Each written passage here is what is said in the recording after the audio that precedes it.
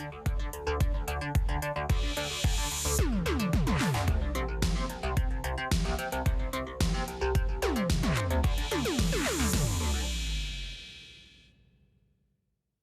everyone, and welcome to Rituals of Strength, your blueprint to strength, power, and general awesomeness. I'm your host, Kevin Secours, and today I am very fortunate to be here in beautiful Apeldoorn in the Netherlands, where I just completed teaching some seminars. My guest today is Mr. Alex Jansen. Alex, among many things, is a defensive tactics instructor, a soldier, and a very advanced practitioner in the art of Kadochnikova Systemma. Alex and I have become very good friends, and he has a tremendous amount of life experience and stories and fun things to share. So without further ado, let's get started. Brother, how are you doing today? Well, like I said before, I'm exhausted, but with the feeling of satisfaction. We had 3 hard days of training. It was amazing. Thank you for it. Yeah. But I'm feeling good. I'm doing everything right. I'm not hard. Very cool. Alex, for people that don't know, tell them, what's your origin story? How did you get started? Where were you born? How'd you get into the martial arts? Yeah, I was born in the Netherlands. My father is from Russia. He moved back when I was 3 years. We never maintained contact. So I grew up only with my mother. We're from a really poor family. So mother was always in debt and stuff like that. We had a really harsh youth. And my grandfather and my grandmother, they took care of us a little bit. So my grandfather, he was more of a parental figure. And I think it was, I don't remember for sure, it should have been Christmas or my birthday. I was born on the 1st of May. I got the Karate Kid movies on VCR, I think still, the trilogy, and I watched it. I think it was my birthday because I remember watching it all summer vacation, repeat it. My mother couldn't hear the name Miyagi for a while. And I was like, I want to do karate. And I was like, first finish your swimming course, because it's you have to do swimming course as a kid in the Netherlands, probably because we're below sea level. So if you finish, you can go. I finished in summer. After summer break, I was 8 years old, went to my first karate class, accompanied by my grandfather. I was like, I'm going to be the new Miyagi. And for the first years, I was a kid, so I was just practicing twice a week, Saturday, Thursday, doing an hour karate class, stuff like that. When I went 13, I went to high school, but that was in a really, really bad neighborhood. So I was fighting every day. First day of high school, I was boom, boom, boom. Oh, fuck, I need to have a mouth guard to school because everyone's beating up each other. I knew karate, so I was the bad guy. So I was fuck off, you come to me. Boom. Got beaten up terribly. I was all right, I have to take my training more serious. So I think from the age of 12, I started to do more serious training. I added more. And that's where we're coming next, to the Systema. I was 13 when I got introduced to Systema. What style of karate were you doing? Kyokushin. Okay. Were you competing that as well? Yeah. I started to do competitions when I was 13.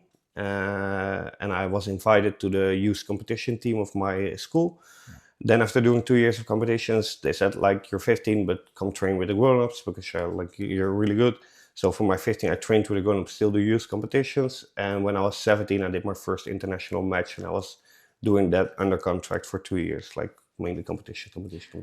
And when you think back to those early years, what was that style of training like? How hard was it? Really old school. We had a really old, grumpy Dutch karate master. It was only harsh on us. They would make us stand in the low stances, doing punches all day. Poof, poof, poof. And I remember they did it even with the young classes, kids 8, 9 years old. We used to have harsh winters in the Netherlands. We don't have anymore, but back then we could have 3 weeks of snow.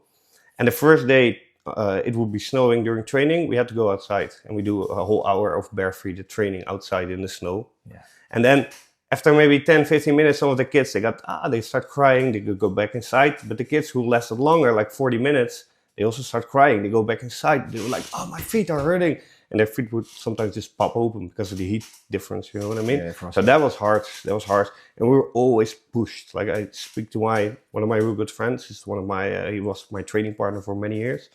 And he got issues later in his life because we were pushed that hard as a kid. Yeah. So he was finding trouble with himself, how he responded to outside, how he responded to himself. There was always pressure on us. Always. So it was harsh and old school. Do you think, are there any elements from that training that you still keep in your approach or in your mindset? Yeah, I do think so. I remember one thing our teacher did really good. He made us do real harsh physical conditioning, but we never made just a push-up. We never did squats. We never did sit-ups because there was only such amount of time of training. Yeah. So he said everything you do to prepare yourself physically for like competition fighting should be integrated in what we do. So we would make a push-up, then a punch while doing the push-ups, or you would not do squats, but you would go in the kibadoshi and like stand there for like 10 minutes. So you're like your legs are aching. Yeah. So he integrated like every physical aspect of our physical forming training. He implemented stuff like we did in the Kyokushin, like squat kick, and I still do that. Amazing. Now, how old were you when you got introduced to Systema? First introduction, I was 12. Okay. Yeah, and the first time I trained Systema, I just turned 13. Tell me about that. What was that like? It was fun. It was at a birthday party of an uncle of mine. And I think an uncle of his, like he married to my aunt, and like an uncle of his, I was doing in the garden, I was doing my katas and blah, blah, blah. And he did Systema with this guy in Jan Bloem, maybe you know him, he's in the north. He does the Vasily Systema, and he's like, oh, what do you do? Like karate? All right, I do Systema. It's like, what the fuck's that? It's Russian. Like, why do I know it? I'm half Russian. Like, all right, show me. And he showed me only a ballistic strike, and he hit me once. 35-year-old guy hitting a 12-year-old, I collapsed. I was like, whoa, that's harder than every karate strike I know.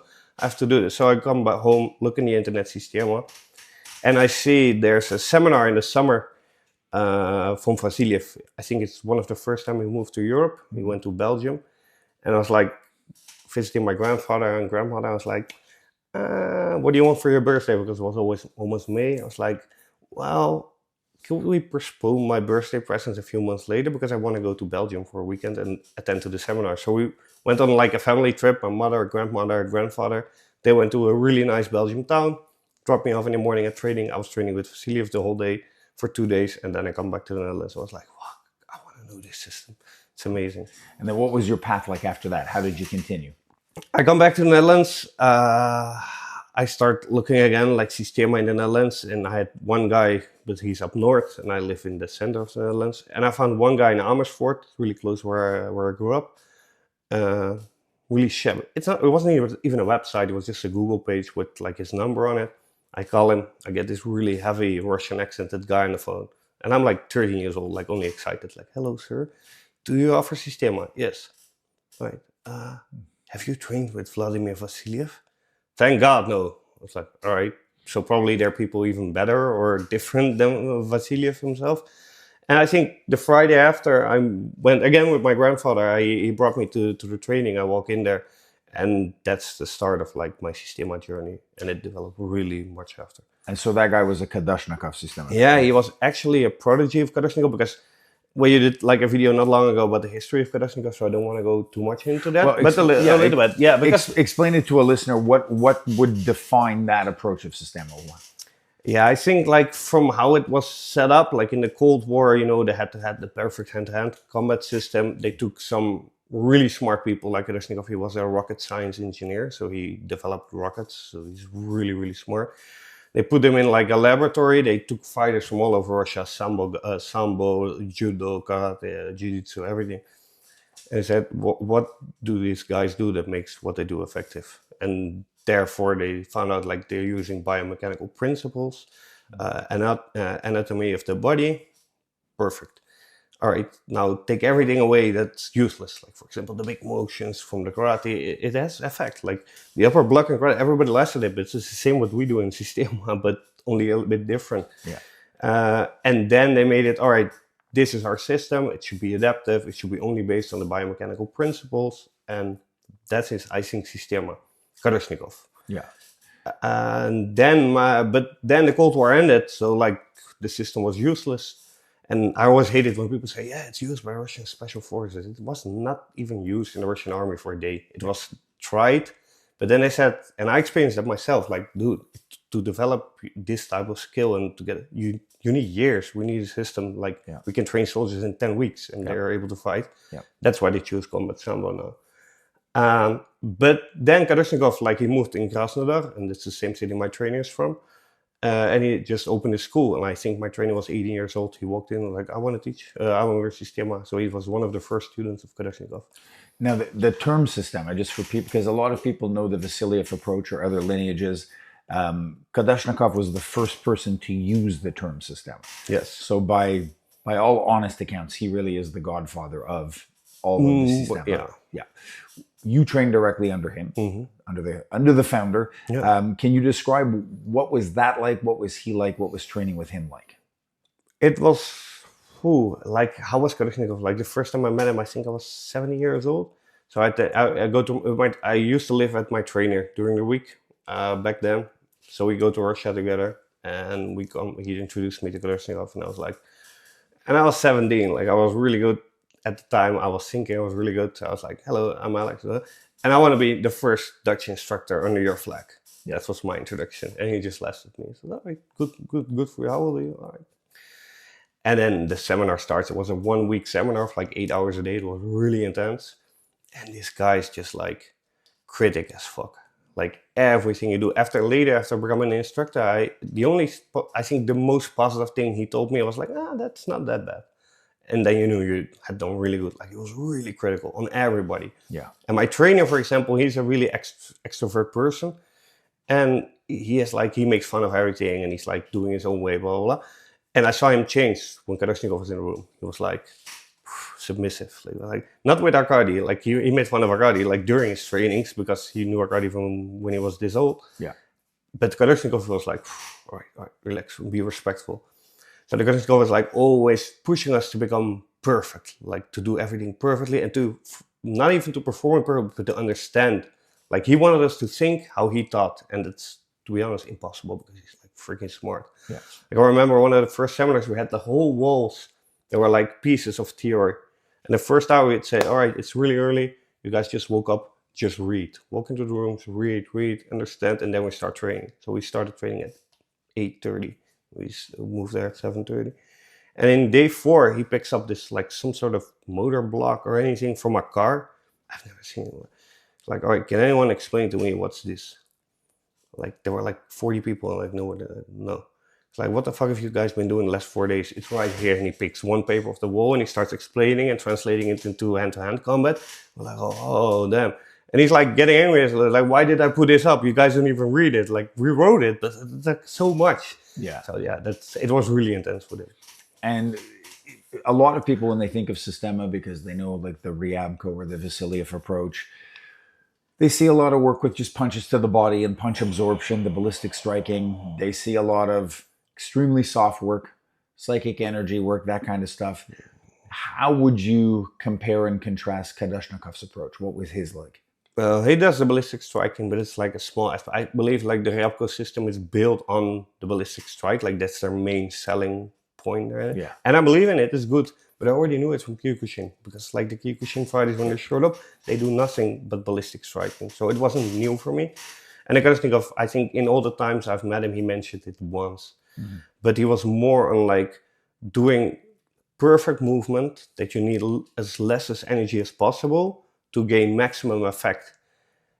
And many people misunderstand as well, because they think like you should do everything like, slow and perfect. So, but in the streets it's messy. And his theory is like, yeah, but if you're doing training, you try to get for 100%, and in training, only 80% of that, only 20% of that is left.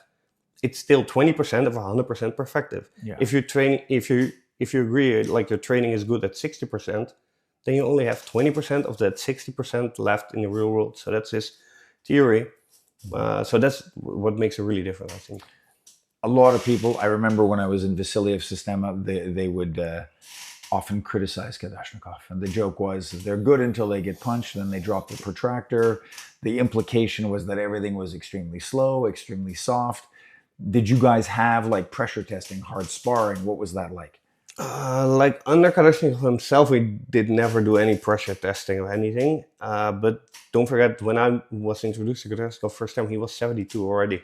Yeah. And he had an elevator accident. So like an elevator broke down and he dropped a couple floors with Kadochnikov in it. So he shredded both his ankles like they were like crushed.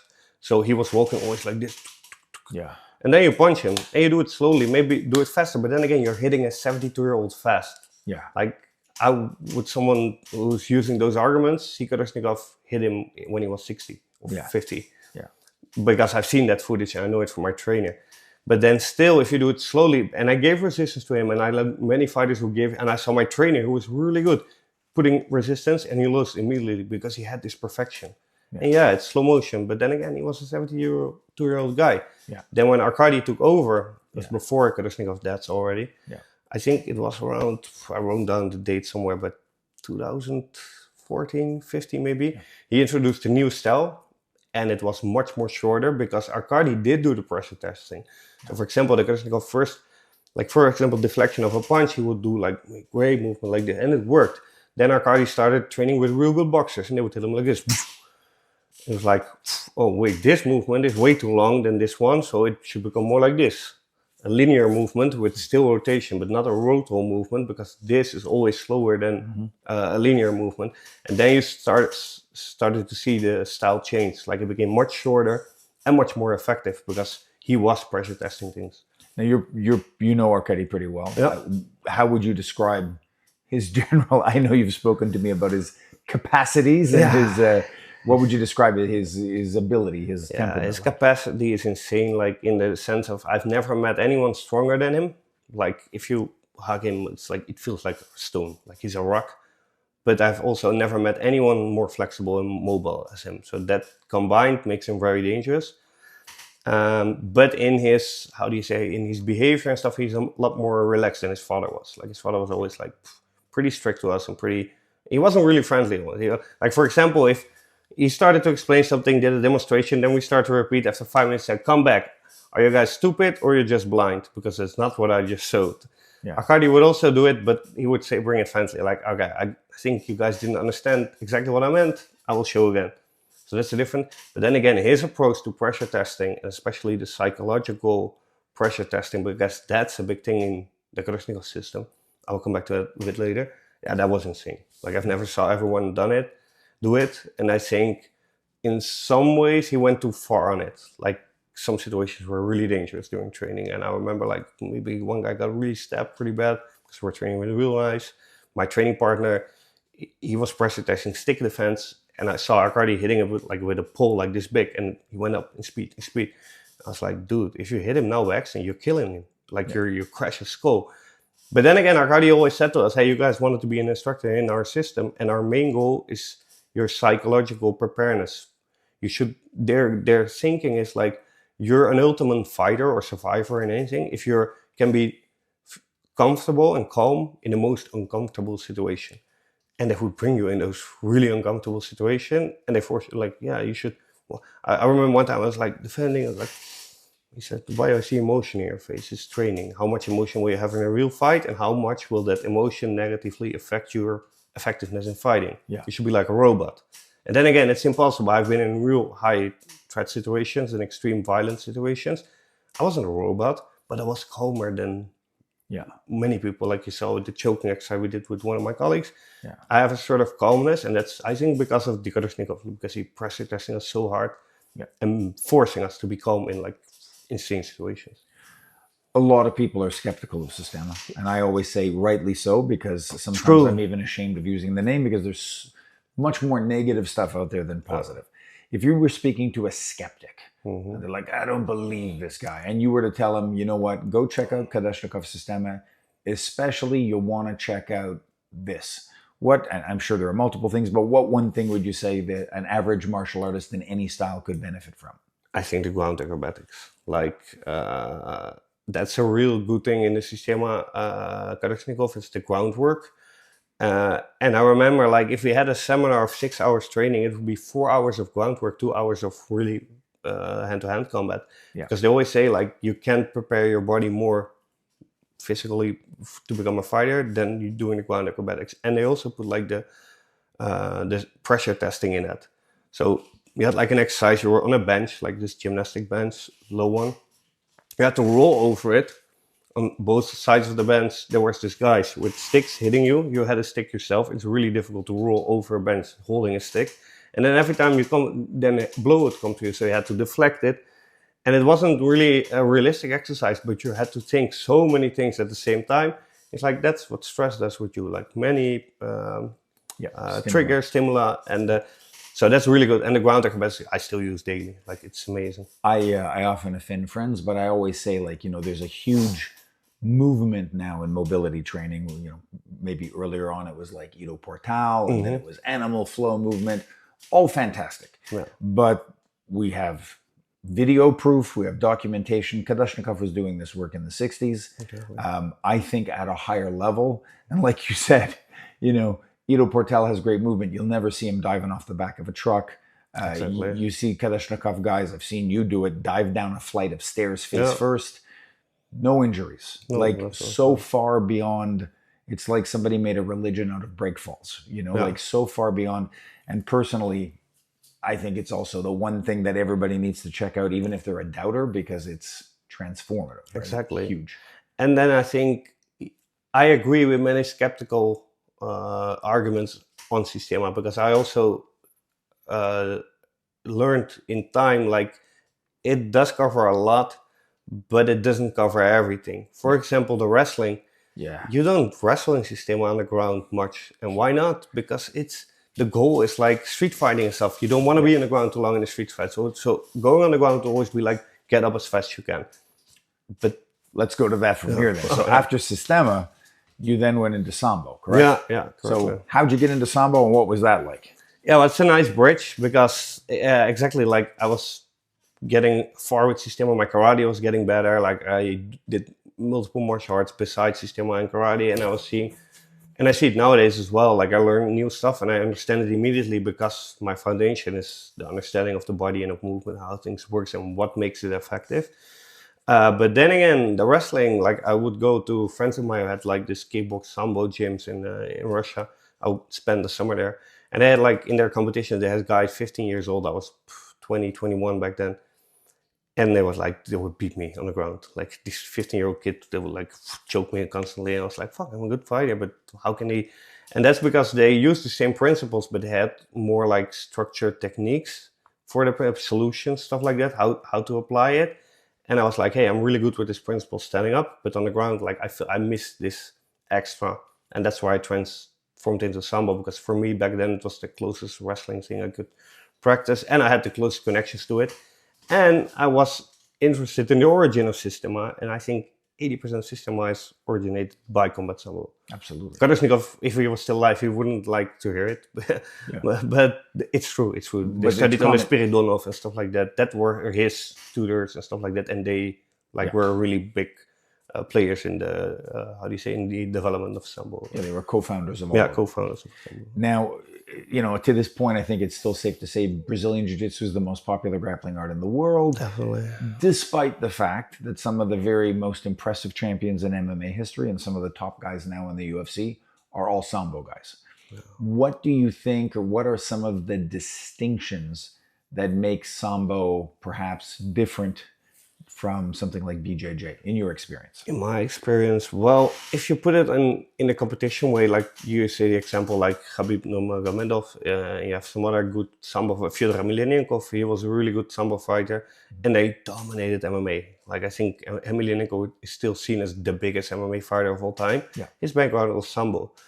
And I think that many people know BJJ, and they don't know Sambo, and they don't have the opportunity. If you go look for a BJJ school here, I'm sure you will find one in every big town.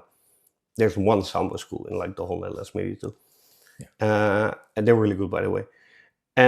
So it's not so known. And what I see, if I study MMA, what makes fighters really good is they're unique. Like, why doesn't anyone defeat John Jones? Because he does things nobody else does. He makes crazy spinning back fists like nobody expects.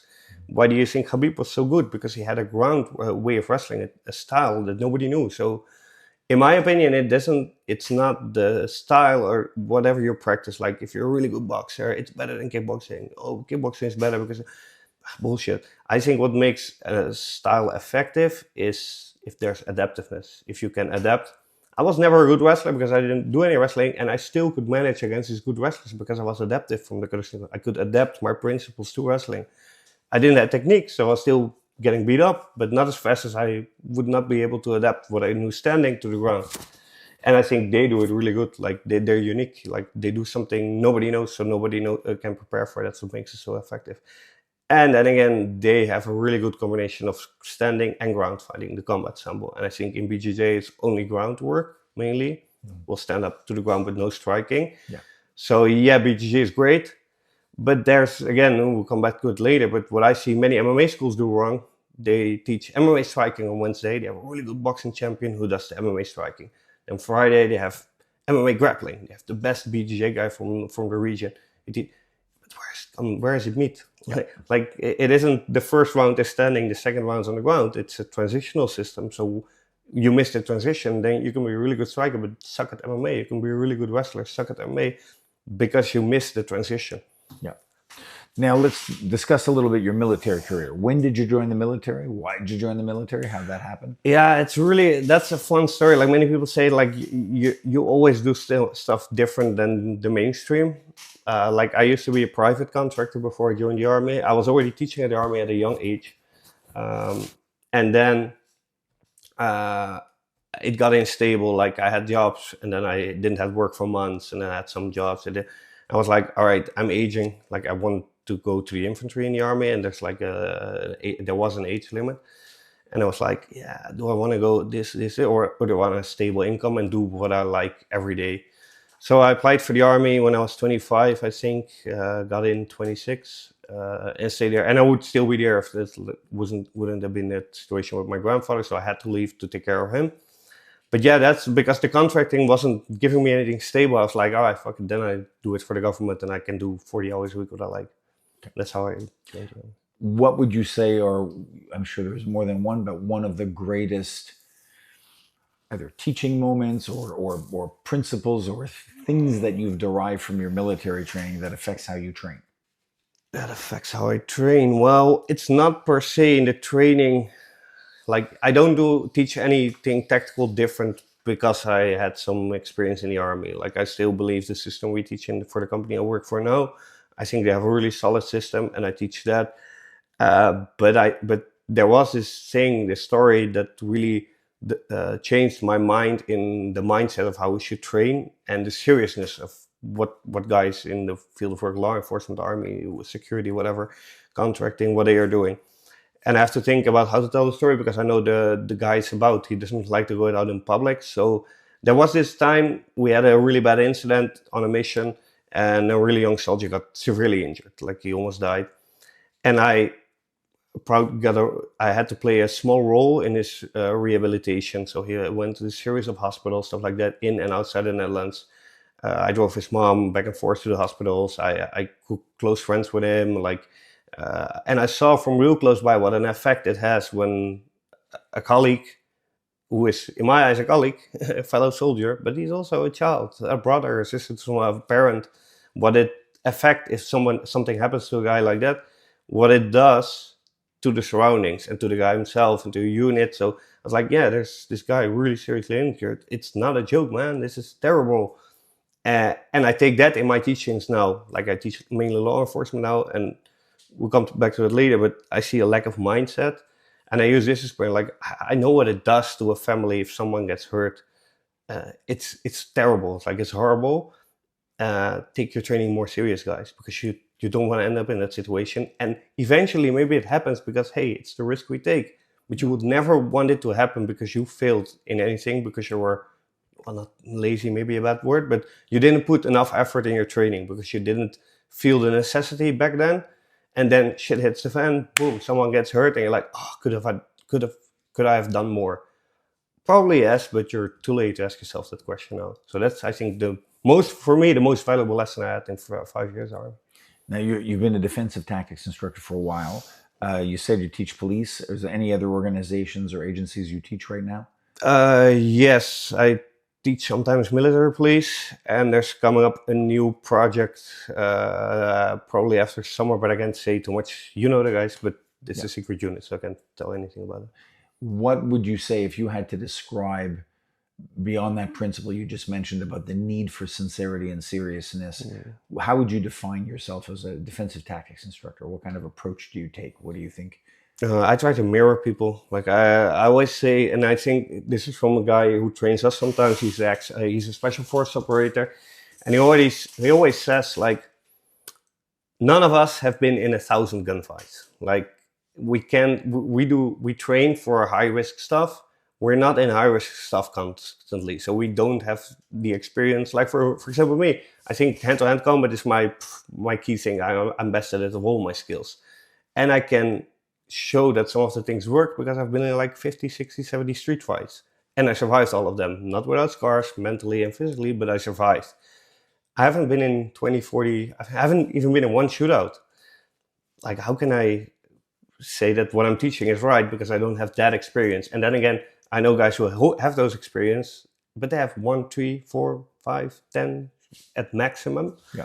So we don't have like a really, we can go say, all right, we have sharp ammunition, let's go for force and force. But you can train to a situation which is almost as realistic as the real thing. Like put in, you do it as well, like holding your breath, take a breath of water, clear a house to maintain, to recreate the stress, the breathing problems you will experience in real life situations. Do force and force a lot and get rid of ego. Poof, I did something, I got hit. Yeah, but no, not, I got hit. What did I do wrong? That I got hit. All right, try it again. All right, I keep getting hit. Fuck, something is not working in my system. Pressure tested maximum. And that's the only way you can get close to real life high threat experiences. What would you say one of the biggest challenges or even frustrations you have are now as a defensive tactics instructor? I think it's two things. So it's like, first of all, I think commanders or high organizations, governmental organizations, they don't sense the urge to train their people correctly. Like, for example, if I come to the police academy, we come with our company to the police academy. They have like a vehicle procedure. If there's like probably a firearm in it, how to stop them, how to talk them out of the car. They do some things. They're like, okay, like it's dangerous. Like it's really dangerous for the officers. We looked at it. We made a little bit of adaptations. Like we changed it. And there's like guys from the police academy, instructors coming to us like, wow, the way you guys do it, it's way better. It's way effective and it's much more safe. Yeah. And we go to the police academy and said, hey, if you change it like this, we have great arguments. It will be better for anyone. Yeah. Like, good. We agree. We're not going to do it. We're not going to change it. Why not? Yeah, because we've done it like this for 10, 20 years. So that's, in my opinion, the most stupid argument you could give. Like if you go to a doctor right now and you ask him like, hey, if somebody gets an infection, what should he do? He'd probably say antibiotics, stuff like that. If that doctor would have had the mindset like, yeah, we always did it like this, he would be still doing like in the medievals, like, oh, he has too much white blood. We can make a cut, we drain the blood, and then the infection. It was stupid, but it was the best knowledge we had then. But our knowledge developed, and the world developed, and situations changed. So our knowledge greatly changed. So why still do it like that? Because we evolve, right? We develop. And that's within some sort of organizations are like, they see and they get proof like, hey, this is better, but they refuse to take it because they're like, try to stay in their comfort zone. And that's, for me, it's like really hard to accept sometimes because they would tell me, hey, don't teach them that.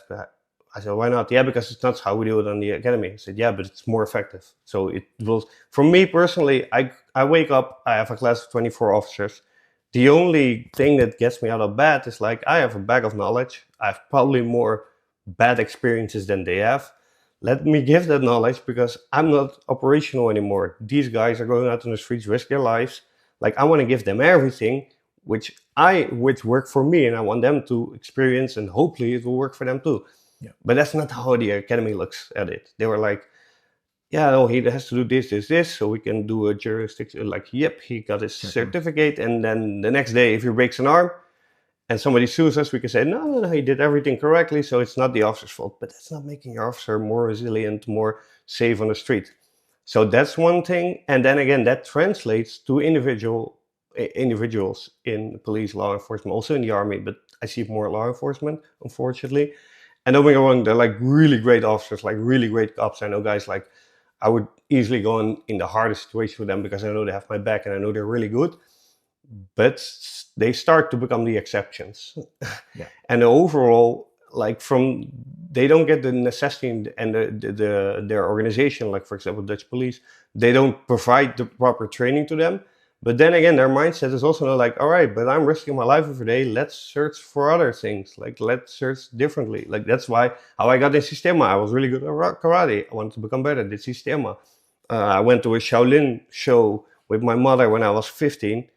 When I was 16, I was living with the Shaolin monks for 3 months because I had some connections and I wanted to experience what they did. And then I went with this good Thai boxer. He came to the Netherlands. I wanted to train with him the whole week because I know, yeah, I don't do Thai boxing, but fuck, they have strong knees and strong elbows. Teach me that, because I wanted to be better in the thing I did. And back then, it wasn't even a life or death situation. I was doing combat sports. Nobody tried to kill me in combat sports. Okay, maybe in my surroundings because I grew up in a bad surroundings, but later it became serious. You're doing a job that can take your life. And I look around and I was like, why don't so many people don't take it a little bit more serious? Yeah. And that's for me the most two things. For me, it's difficult. I remember I started to teach the police when I was still in the military. It's like I did it part-time. And I would go like after a class, I would call my boss, I won't mention his name, but I call my boss. I was like, I'm fucking pissed. These guys didn't even know how to do a tourniquet. These guys didn't even know how to hold a weapon. This one. And then I explained to them, and they're looking at me like, dude, yeah, so what? I was like, fuck. It's like, you don't have to go out on the street with them. You don't have to work with them. You did your best. Let it go. Yeah. And I tried that now, I succeeded. Like, I've doing this project for the law enforcement for almost 2 years now, and I have classes with, and I still have students who are lacking, and I like have a mindset of, please go work at a grocery store, which is still important, but you have less responsibility at that job. And I see them, and I was like, yeah, fuck you. And they're like still 18 guys who are like really good, and I focus on them, and I don't get bothered by the other guys. Now, very recently, you've started teaching MMA. Tell me about that. Tell me, how would you, earlier you said obviously integration between things like striking and grappling are important. What's your approach to teaching MMA? Yeah, well, my approach is like, for me, it was a new goal. Like, I needed to do something different, something new. And like mainly the last 8 years, I've only been focusing on real life self-defense or like fighting for military, for law enforcement. And I was like, I want to do something back in the world of sports where I was in when I was younger, and I started to miss it a bit. And to be honest, I saw a lot of violence over the last, let's say, 10 years. I wanted still to do something with fighting, but without the violence. Like when I'm teaching law enforcement, I'm still teaching, hey, somebody's coming at you with a knife and wants to kill you. Boo boo. I was like, I want to go hard. I want to go fight, but as a game. Like we hug each other afterwards and it's all fun. And then I was like, all right, am I going back to Kyokushin? I was like, nah, not really. And then I was like, all right, what is my resume in combat sports? What represents it best? It was MMA. Like it came most close, like ground striking, groundwork, everything. And I was like, oh, let's go for it. And I took some time to develop my own system. Like I put all my knowledge into this MMA mold, like with the rules and stuff like that. It's like, all right, this can work, this can work, this can work. And then I just tried it out. And I have like this school now. I teach, well, 2 schools actually. And there are some really good fighters. Some of them have been training in MMA for over 10 years. And I show them my approach and they like, oh, it's interesting. And I love it because they see it's effective. But for me, still a little bit of trying, like what works, what doesn't. But my approach is, then again, like I said, I'm focused mainly on the transition between. So it's not only striking. Your striking should be preparing for a takedown or for a clinch, or I have to strike in a way that I'm prepared. What if he counters and takes me down? So I have like these Muay Thai fighters in my class who are like really good at striking, and they would probably kick my ass in only in a Muay Thai match. But then we do sparring, standing up, and they're like on the ground to the BGG guys. They take them to the ground in like 10 seconds because they do one kick and they're not prepared. They haven't prepared themselves for going to the ground, so they make a kick. But without thinking like, hey, this guy could take me down, man. Like maybe I should introduce my kick a little bit different. So that's mainly my approach, like make it a whole system during training. We don't do striking, grab. Of course, sometimes hey, we do sparring, only striking, or we do grappling, only grappling. But during the whole training, it should be one system. It should be one, in my opinion, it should be one flow of standing up, striking, clinching down. That's my main approach.